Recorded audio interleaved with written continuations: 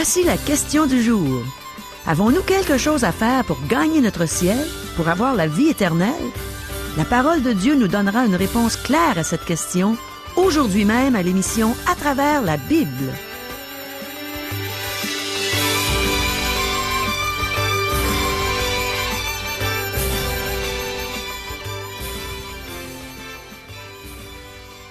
Bonjour, ici Caro. Il y a des gens qui disent que telle ou telle personne mérite d'aller au ciel. Vous avez peut-être entendu ça déjà. Qu'elle a suffisamment souffert ou fait de bonnes œuvres pour avoir la vie éternelle. Est-ce que vous vous posez des questions à ce sujet? Comme par exemple, devons-nous travailler pour gagner notre ciel? Que signifie être sauvé par grâce? Quel rapport y a-t-il entre Abraham, qui avait la foi en Dieu, et le croyant d'aujourd'hui qui a la foi en Jésus-Christ? Avons-nous simplement à croire en Dieu et au sacrifice de son Fils pour avoir l'assurance de la vie éternelle? Devons-nous offrir quelque chose à Dieu en échange pour la vie éternelle qu'il nous donne? Est-ce que c'est possible qu'un chrétien marche selon le monde parce qu'il manque de foi? Est-ce qu'une coutume est acceptée par Dieu simplement parce qu'elle est acceptée par la société? Est-ce que Dieu approuve une coutume simplement parce qu'elle est racontée dans la Bible? Dans la leçon d'aujourd'hui, on va avoir des réponses encourageantes à toutes ces questions, alors que le pasteur Régent Joly va nous enseigner la parole de Dieu. Alors, demandons à Dieu qu'il nous dispose afin que ces réponses soient très claires pour nous. Prions. Oh mon Dieu, il y a beaucoup de sujets à toucher aujourd'hui. Beaucoup d'endroits où tu veux nous enseigner ta parole. Alors dispose nos cœurs, aide-nous à bien comprendre ce que tu vas nous enseigner. Parle-nous, Seigneur, on t'écoute. Amen. À toi, Régent. Merci, Caro. Chers amis, aujourd'hui, nous débutons notre émission au verset 6 du 15e chapitre du livre de la Genèse. Genèse 15, verset 6. Nous lisons. Abraham eut confiance en l'Éternel, qui le lui imputa à justice. Nous avons ici un des grands chapitres de la Bible et l'un des grands versets du livre de Dieu. Rappelez-vous de l'apparition que Dieu fit à Abraham alors qu'il revenait de sa victoire contre les rois de l'Est. Dieu l'avait protégé, il avait dit à Abraham qu'il était son bouclier et que sa récompense serait grande. Abraham s'est inquiété du fait qu'il n'avait pas eu de fils. Il a suggéré qu'Éliézer soit son héritier. Dieu a amené Abraham à l'extérieur alors qu'il faisait nuit. Il a dit à Abraham de regarder les étoiles. Il lui a dit s'il pouvait les compter. Il connaîtrait le nombre de sa postérité. Il ne pouvait compter les étoiles. Il devait en voir environ 4000. Il est possible que dans cette région, il y peut en voir jusqu'à 50 000. Il ne pouvait compter les étoiles, ni le nombre de sa postérité. Maintenant, Abraham crut Dieu. Cela signifie qu'Abraham a répondu « Amen » à la promesse de Dieu. Dieu s'est engagé envers Abraham, et Abraham a dit à Dieu qu'il le croyait. Et cela lui fut imputé à justice. Ceci est très important. Nous devons nous y arrêter un peu plus. Paul a cité cet incident dans le 4e chapitre de l'Épître aux Romains. Lisons à partir du verset 1er. Que dirions-nous donc qu'Abraham, notre père, selon la chair, a obtenu? Si Abraham a été justifié par les œuvres, il a sujet de se glorifier, mais non devant Dieu. Car, que dit l'Écriture?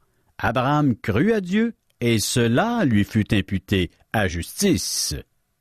Sa foi n'était pas une justice, mais Dieu l'a comptée comme une. Or, à celui qui fait une œuvre, le salaire est imputé, non comme une grâce, mais comme une chose due. Maintenant, si vous pouvez travailler pour gagner votre salut, alors Dieu vous le doit. Cependant, mes amis, Dieu a toujours dit que le salut s'obtenait uniquement par grâce. Il n'y a jamais eu d'autre moyen de salut. Si nous sommes sauvés, c'est parce que nous avons cru Dieu. Nous acceptons Christ comme sauveur, nous croyons que c'est le salut que Dieu a pourvu pour nous. C'est très clair. au verset 5, toujours de cette même lettre de Paul, l'épître de Paul aux Romains, chapitre 4. Et à celui qui ne fait point d'œuvre, mais qui croit en celui qui justifie l'impie, sa foi lui est imputée à justice. Quelle sorte de personne est-ce que Dieu justifie? Il justifie des impies. La foi est comptée pour une justice. Elle est comptée pour ce qu'elle n'est pas. Abraham a cru Dieu. Il lui a fait confiance. C'est en croyant Dieu que nous sommes sauvés. C'est en croyant que Dieu nous a pourvu un salut en Jésus-Christ. Il est mort pour nous et il est ressuscité. Dieu va vous déclarer juste simplement si vous placez votre confiance en Jésus-Christ seul. Cette grande vérité nous est aussi présentée dans le 3e chapitre de l'Épître aux Galates. Nous lisons au verset 6. « Comme Abraham crut à Dieu, et que cela lui fut imputé à justice, reconnaissez donc que ce sont ceux qui ont la foi qui sont fils d'Abraham. Aussi l'Écriture, prévoyant que Dieu justifierait les païens par la foi, a d'avance annoncé cette bonne nouvelle à Abraham. Toutes les nations seront bénies en toi. Ainsi, ceux qui croient sont bénis avec Abraham le croyant. La foi d'Abraham le rendit fidèle à Dieu, mais il ne fut pas sauvé par sa fidélité. Il fut sauvé parce qu'il a cru Dieu. La fidélité est une marque de sa foi. Nous devons comprendre cela. Abraham était un homme pratique. Il n'affichait pas une piété hypocrite comme nous en voyons beaucoup aujourd'hui. Abraham est un homme très pratique. Il veut savoir quelque chose et il aimerait que l'information soit consignée dans un contrat. Lisons le verset 7 de Genèse 15. L'Éternel lui dit encore, « Je suis l'Éternel qui t'ai fait sortir d'Ur en Chaldée pour te donner en possession ce pays. » Dieu affirme encore à Abraham qu'il lui donne le pays en héritage, mais Abraham n'a même pas un titre de propriété. Il n'a même pas un seul document prouvant son droit de propriété. Nous voyons ici, chers amis, le côté pratique d'Abraham. Il s'occupe de la réalité, du quotidien de la vie, et tous les croyants devraient faire cela. Il nous faut un côté réel à notre vie chrétienne. Si nous n'en avons pas dans notre vie, nous n'avons pas vraiment de vie spirituelle. Dieu nous appelle à aimer notre prochain pour toucher des cœurs, et ce service se fait sur terre avec des besoins réels dont il faut s'occuper. Ce n'est pas quelque chose de vague et nébuleux. De nombreuses personnes font simplement jouer à fréquenter l'Église. Abraham est pratique. Il veut savoir une chose, il désire une garantie. Quelle sera la réaction de Dieu? Il va probablement lui dire, « Je suis heureux que tu demandes une garantie. Je vais te rencontrer devant un notaire au palais de justice et nous signerons un contrat. Tu auras un fils, rencontrons-nous au palais et je signerai les documents légaux. » Maintenant, votre première réaction est peut-être de dire que j'exagère. Cependant, j'ai exprimé dans un langage contemporain ce qui se produit dans les versets suivants. Faisons la lecture des versets 8 à 10 de Genèse 15. Abraham répondit, « Seigneur éternel, à quoi connaîtrai-je que je le posséderai? » Et l'Éternel lui dit, « Prends une génisse de 3 ans, une chèvre de 3 ans, un bélier de 3 ans, une tourterelle et une jeune colombe. » Abraham prit tous ces animaux, les coupa par le milieu et mit chaque morceau l'un vis-à-vis de l'autre, mais il ne partagea point les oiseaux. Dieu a demandé à Abraham de préparer un sacrifice. Il devait prendre une génisse, une chèvre et un bélier et les couper en 2, une moitié de chaque animal de chaque côté. Cependant, il n'a pas coupé la tourterelle et la colombe, mais il a placé un oiseau de chaque côté. C'est ainsi que se faisait un contrat entre 2 personnes dans la culture hittite. Si un homme s'engageait à acheter des moutons d'un éleveur, il préparait un sacrifice de ce type. Les 2 parties se tenaient par la main ils énonçaient les clauses du contrat et ils marchaient entre les animaux sacrifiés. À cette époque, cela correspondait à passer devant un notaire pour signer un contrat. Les deux parties étaient liées et quiconque brisait l'entente était puni. Dieu s'adresse à Abraham dans le langage de sa culture, un langage qu'il comprend bien et qu'il a probablement utilisé souvent. Si cela nous paraît étrange, ce ne l'était pas au temps d'Abraham. Poursuivons notre lecture, verset 11. Les oiseaux de proie s'abattirent sur les cadavres, et Abraham les chassa. Cette scène, très humaine, n'avait rien d'inhabituel pour les gens qui ont pu en être témoins. Dans Jérémie, chapitre 34, verset 18, nous lisons « Je livrerai les hommes qui ont violé mon alliance, qui n'ont pas observé les conditions du pacte qu'ils avaient fait devant moi, en coupant un veau en deux et en passant entre ses morceaux. » Nous voyons que cette coutume était répandue non seulement chez un peuple, mais chez plusieurs peuples, et elle fut maintenue longtemps. Cette méthode consistait à conclure un contrat en passant entre les morceaux d'animaux sacrifiés. Abraham a donc tout préparé conformément aux instructions de Dieu. Les oiseaux de proie furent attirés par les cadavres et ils s'abattirent sur ceux-ci. Abraham intervint afin qu'ils ne mangent pas le sacrifice. Si vous aviez été là, connaissant la coutume de l'époque, vous auriez peut-être dit « Bien, mon frère Abraham, il semble que le parti avec lequel tu veux faire une entente ne s'est pas présenté. » Abraham aurait alors répondu « Non, je ne pense pas qu'il soit en retard. Il m'a dit simplement de tout préparer, car il viendra pour conclure l'entente. » Voici ce qui arriva par la suite, verset 12. Au coucher du soleil, un profond sommeil tomba sur Abraham. Et voici une frayeur et une grande obscurité vinrent l'assaillir. C'est ce qui est arrivé. Abraham est paralysé par le sommeil et mis de côté. Cela semble une chose étrange à faire, alors qu'Abraham devrait être partie prenante du contrat. Mais nous avons ici un contrat très inhabituel. Dieu passe entre les morceaux du sacrifice, car il fait une promesse à Abraham. Par contre, dans ce contrat, Abraham ne promet absolument rien. Abraham ne fait que croire Dieu. C'est tout, pas plus. Il croit Dieu. C'est aussi ce qui s'est produit il y a 2000 ans, lorsque Dieu a envoyé son Fils, Jésus. Dieu le Père a tant aimé le monde qu'il a envoyé son Fils unique.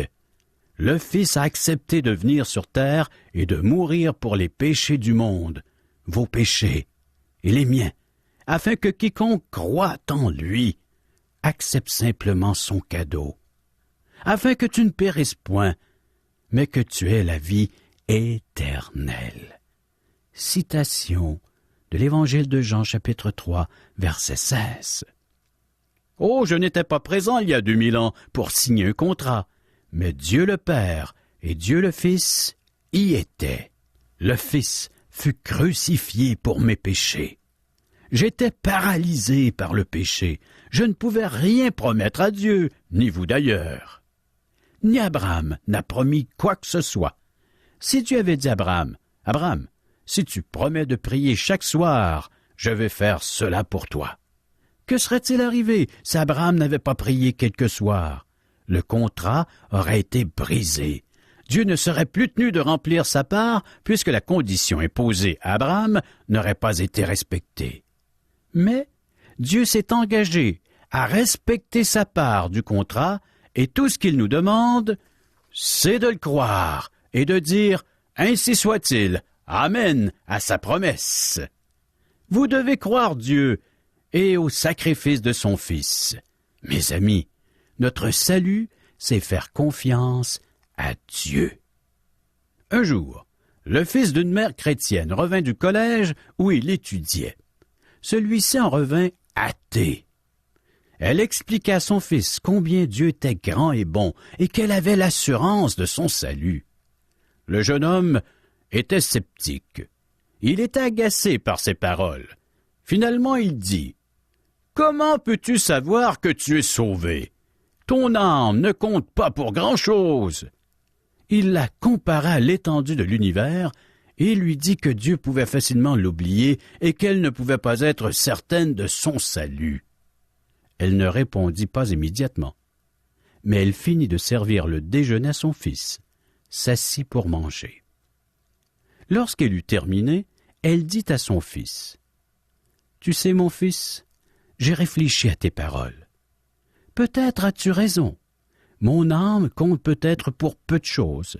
Peut-être que Dieu ne remarquerait pas mon absence dans son vaste univers. Mais, s'il ne me sauve pas, il perdra beaucoup plus que je perdrai. Je perdrai seulement mon âme insignifiante, mais il perdrait sa réputation parce qu'il a promis de me sauver. C'est ce qu'il a dit, afin que quiconque croit en lui ne périsse point, mais qu'il ait la vie éternelle. Dieu est celui qui a passé entre les animaux partagés. C'est lui qui fait la promesse. Verset 13. Et l'Éternel dit à Abraham, « Sache que tes descendants seront étrangers dans un pays qui ne sera point à eux. Ils y seront asservis, et on les opprimera pendant 400 ans. » Dans les Écritures, il est prédit que le peuple de Dieu sera forcé de quitter la terre promise à 3 reprises. Celle-ci est la première fois. Les prédictions affirment aussi que le peuple reviendra dans le pays, et ce fut le cas après le séjour en Égypte. Ensuite, quelques siècles plus tard, il y eut la captivité à Babylone. Le peuple de Dieu est revenu de celle-ci après 70 ans. Finalement, en 70, après Jésus-Christ, Jérusalem fut détruite, Israël fut dispersé une 3e fois. Israël ne fut jamais rétabli depuis. Leur présence dans la Palestine d'aujourd'hui n'est absolument pas un accomplissement des Écritures, mais, selon la Bible, le peuple de Dieu reviendra en Palestine exactement tel que prédit. Versets 14 et 15. « Mais je jugerai la nation à laquelle ils seront asservis. Ils sortiront ensuite avec de grandes richesses. Toi, tu iras en paix vers tes pères. Tu seras enterré après une heureuse vieillesse. » Les Hébreux ont sorti d'Égypte avec de grandes richesses, mais Abraham n'a pas vécu pour voir tout cela. Verset 16. « À la 4e génération, ils reviendront ici, car l'iniquité des Amoréens n'est pas encore à son comble. » En fait, Dieu dit à Abraham, « Je ne peux pas te donner le pays maintenant, parce que j'aime aussi les Amoréens, et je veux leur donner une occasion de venir à moi, de se repentir. » Dieu accorda 400 ans aux Amoréens, ce qui est très long, n'est-ce pas? Ils ont eu l'occasion de se repentir. Malheureusement, une seule personne s'est convertie, Rahab, une femme prostituée. Elle est venue à Dieu, elle a cru Dieu. C'est tout ce que Dieu vous demande, de lui faire confiance. Dieu a laissé beaucoup de temps aux Amoréens afin qu'ils se repentent et viennent à lui. Verset 17. Quand le soleil fut couché, il y eut une obscurité profonde, et voici, ce fut une fournaise fumante, et des flammes passèrent entre les animaux partagés. Ces 2 manifestations parlent de Christ. La fournaise rappelle le jugement, et les flammes rappellent la lumière du monde. Les versets 18 à 21. En ce jour-là, l'Éternel fit alliance avec Abraham et dit, « Je donne ce pays à ta postérité, depuis le fleuve d'Égypte jusqu'au grand fleuve, au fleuve d'Euphrate, le pays des Kéniens, des Kénisiens, des Cadmoniens, des Étiens, des Phéréziens, des Réphaïm, des Amoréens, des Cananéens, des Girgasiens et des Jébusiens. » Dieu indique les limites du pays qu'il promet à Abraham. Et qu'a dû promettre Abraham en échange? Absolument rien. Il a cru Dieu. Et Dieu vous sauvera. Il vous donnera la vie éternelle, un cadeau fait par grâce, si vous croyez qu'il a envoyé son Fils Jésus mourir à votre place. Maintenant, nous arrivons au chapitre 16 du livre de la Genèse. C'est un autre chapitre qui relate un malheureux incident dont nous aurions préféré ne pas entendre parler. Après l'expérience spirituelle qu'il vient de vivre avec Dieu, nous penserions qu'Abraham aurait maintenu un haut niveau de spiritualité. Comme nous tous, malheureusement, il n'est pas parfait. Nous allons voir qu'Abraham peut encore manquer de foi en ce qui touche Saraï, une servante égyptienne. Vous êtes prêts? Chapitre 16, verset 1er. Saraï, femme d'Abraham, ne lui avait point donné d'enfant. Elle avait une servante égyptienne nommée Agar. Abraham a ramené 2 choses d'Égypte qui lui ont attiré des ennuis, des richesses et une servante égyptienne. Verset 2. Et Saraï dit à Abraham, « Voici, l'Éternel m'a rendu stérile. Viens, je te prie, vers ma servante. Peut-être aurai-je par elle des enfants. » Abraham écouta la voix de Saraï.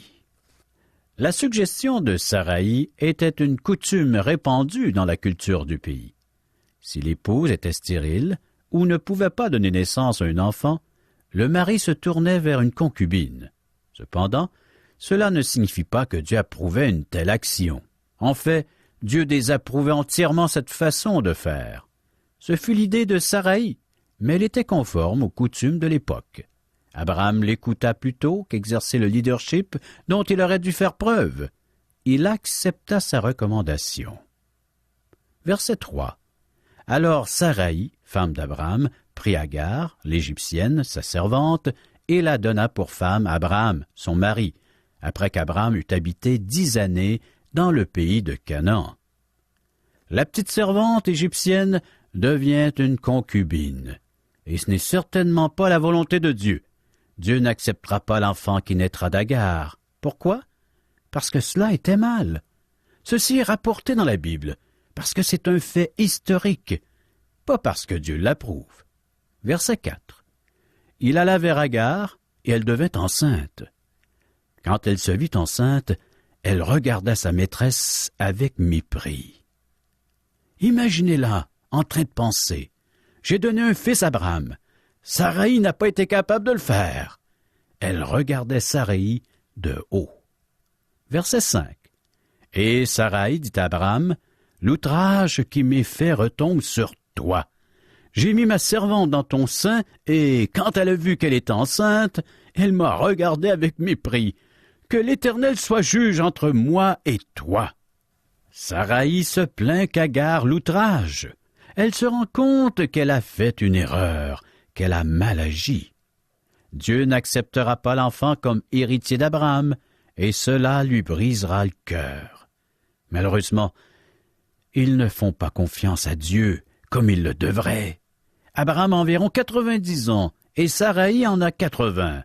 Ils sont probablement arrivés à la conclusion qu'ils n'auront pas d'enfants. Saraï a peut-être pensé que Dieu voulait qu'il fasse cela, car c'était la coutume de l'époque.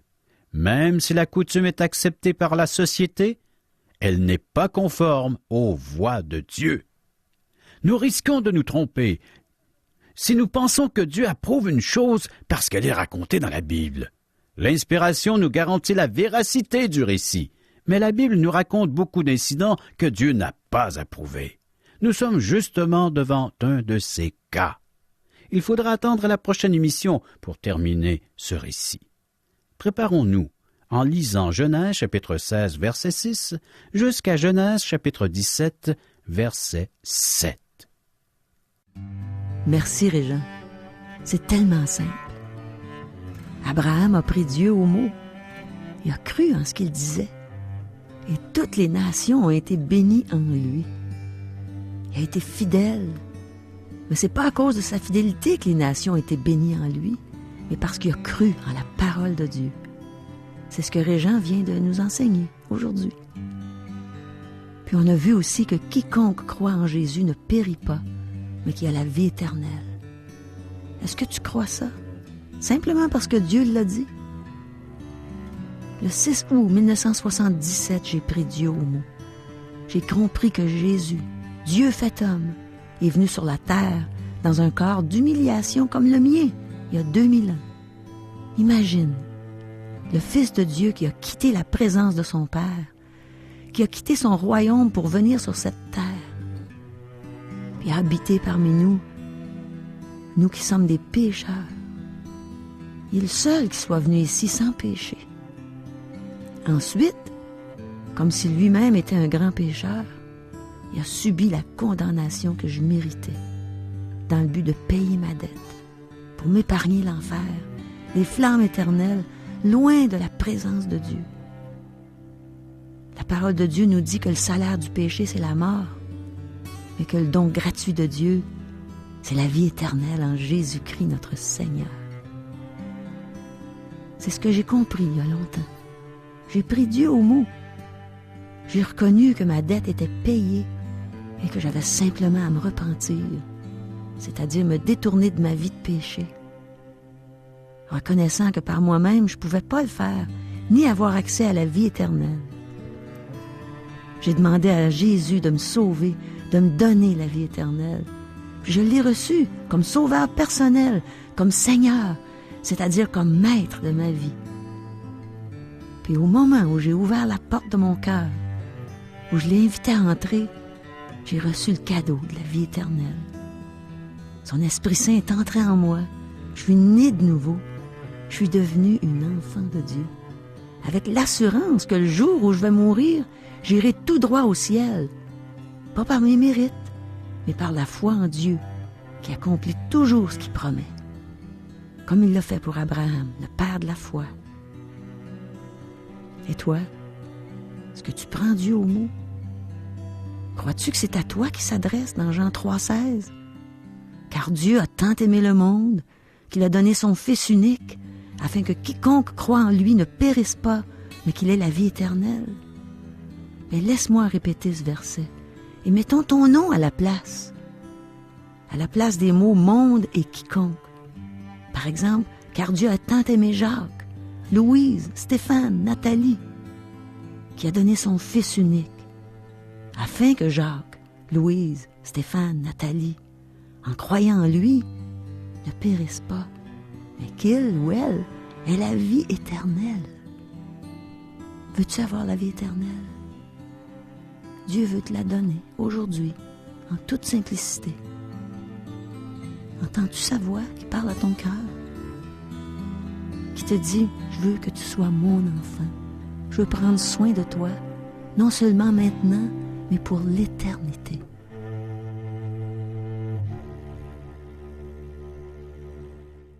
Chers auditeurs, nous aimerions vous inviter à poursuivre votre réflexion sur votre vie et à écouter l'émission télévisée L'heure de la bonne nouvelle, qui est diffusée sur tout le réseau de télévision TQS tous les dimanches matins dès 8 heures. Le thème de la série est « Si tu connaissais le don de Dieu ». Vous aimeriez connaître ce don que Dieu vous offre? Son amour, son pardon, son salut, sa paix, sa compassion, sa bonté. Dieu vous offre ce qu'il y a de plus précieux, son Fils unique, le Seigneur Jésus. Oh, si vous connaissiez ce don merveilleux que Dieu vous offre, et à quel point Dieu vous aime, votre façon de voir la vie serait changée. Votre vie en serait complètement transformée, et vous pourriez recevoir son pardon et avoir l'assurance de vivre éternellement dans le ciel avec Dieu. C'est un rendez-vous à retenir, l'heure de la bonne nouvelle, tous les dimanches matins dès 8 heures sur tout le réseau TQS.